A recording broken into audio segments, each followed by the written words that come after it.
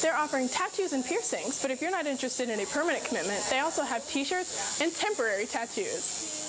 This is the 6th year the event has been held, and this year the Blind Pig Tavern is the host. The health center does have a supply of flu shots, but it may not last very long. Georgia has over 300,000 women-owned businesses. I caught up with Yana from Eliana Cosmetics and Diana from Red Dress Boutique. They told me Georgia has been very good to them. Australian native Yana Vlachiki told us why she chose Georgia out of any state in the country. I looked into a little bit where was a good place to open a new business in America, and I believe Georgia was actually in the top 5, top 10 places for new business to be successful. Downtown Athens alone has a number of women-owned businesses, and Eliana Cosmetics, right behind me, is one of many businesses that have contributed to Georgia's massive growth. Georgia was the only state to have triple-digit growth, and that growth is evident. Diana Harbour from the Red Dress Boutique says she thinks women-owned businesses are important. For the longest time, it was centered around, the mom stays at home, the husband goes to work, and there's a lot of creativity, I think, that can get lost. And women have a different eye for things and very much an attention to detail, and so there's a lot of qualities that women can bring into business that sometimes can get overlooked. Women-owned businesses are all over Athens, and for Yana, it's comforting. Being a new business, it's nice to see that there's women-owned and run businesses here in Athens that have been so successful and become quite a part of the community. Georgia has over 300,000 women-owned businesses in the state and is outranked by California, Texas, New York, Florida, and Illinois. But we are on the rise. Diana told me when she and her husband opened Red Dress in 2005, all of the boutiques were owned by men. Now, only 2 are owned by men and 8 are owned by women. Live in the newsroom, I'm Cody Godwin. The ban has been in place for a while, and SGA updated it 2 years ago. Many students don't seem to take this ban so seriously, so there's a possibility that we will see it in the SGA elections this year. The smoking ban prohibits lighting up for at least 35 feet of doors, air conditioning units, windows, covered walkways, and bus stops. But those rules are rarely followed. Many students ignore the ban and smoke, particularly outside the walkway and bridge by the MLC. One student took a breath between puffs to tell us why she thinks the ban is ineffective. No one enforces it. Taking the ashtrays away when they did the partial smoking ban just gives more work to custodians that work at the SLC. They just have to come up here and sweep it all up. I don't see why bother? You don't own the air. I'm gonna smoke all over the air. Students could also be disregarding the ban because the warning signs about smoking are mostly small or in awkward places. There are signs all over campus informing you of the non-smoking areas, and UGA officials are relying on peer pressure rather than police to enforce the smoking ban. SGA is aware of the problem, and though they will not be discussing it in tonight's debate, want to be able to resolve it by next year's administration. I've noticed this semester that students are not necessarily following that rule that was set out a couple of years ago, but that is an issue that we need to look into, and that would be something great for either of the two parties that are running this year to address.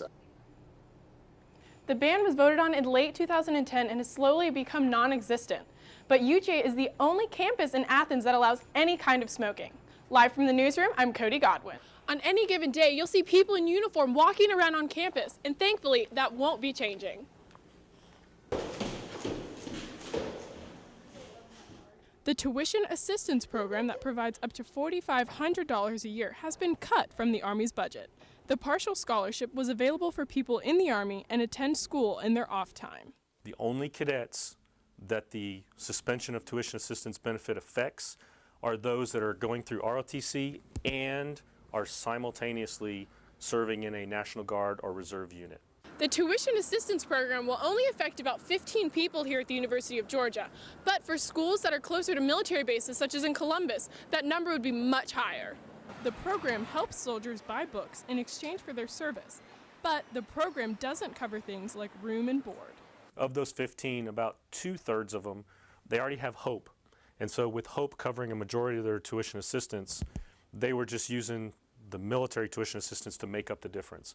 Lieutenant Colonel Felpel said as long as other Army tuition programs, like the Student Loan Repayment Program, stays in the budget, there won't be that big of an effect in the long run. Students that receive aid will continue to through the end of the semester. Live from campus, I'm Cody Godwin, Grady News Source. As you might know, Tripp has undergone 12 surgeries thus far. But what you might not know is that donating blood plasma can help with certain surgeries. It's also a good way to make quick cash. Reporter Tyler Lynn looked into the plasma donation opportunities here in Athens. Tyler, we know that extra money can't hurt, but what else are donors getting out of this? Abortion and gun rights are always controversial topics for the government, but they didn't make the biggest impact at the 2013 Georgia legislative session that ended Thursday. While gun and abortion measures are expected to come up in next year's session, one of the big impact bills this year had to do with the juvenile justice. The legislation changes the policy of putting all delinquent juveniles behind bars. Instead, nonviolent offenders will stay in their own communities under intense supervision and counseling. Georgia State Representative Spencer Fry says it was a bill he looked forward to passing. The bill passed the Georgia House. The Juvenile Justice Reform Bill could save the state $90,000 per bed annually. Clark County School District workers might have to take 5 unpaid furlough days next school year to save funding. Clark County School District Board member Linda Davis says that the funds they would save would be put back into other student programs like music education. The district spokesperson Anissa Jimenez said that these furlough days would affect every employee and save them close to $3 million.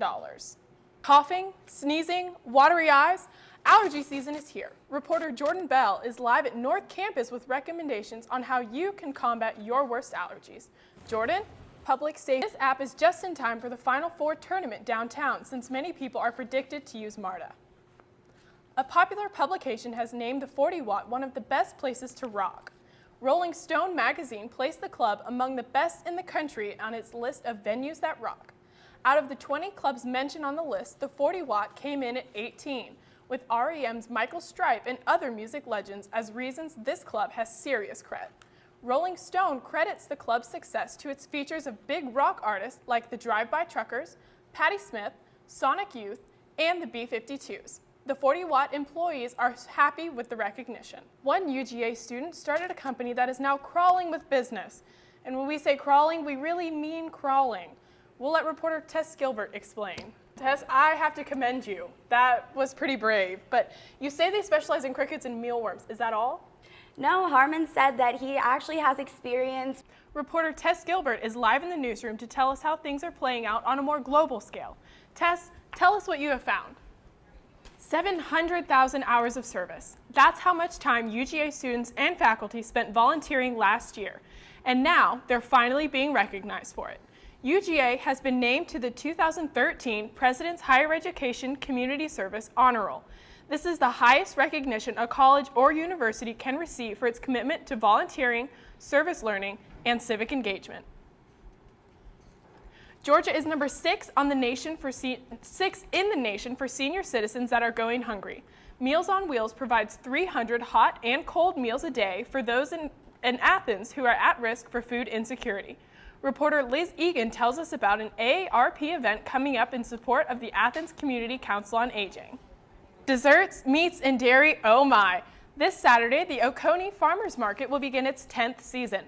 30 vendors will be at the market during the first weeks of the season. Each Saturday until late November, the market will be open from 8 a.m. to 1 p.m.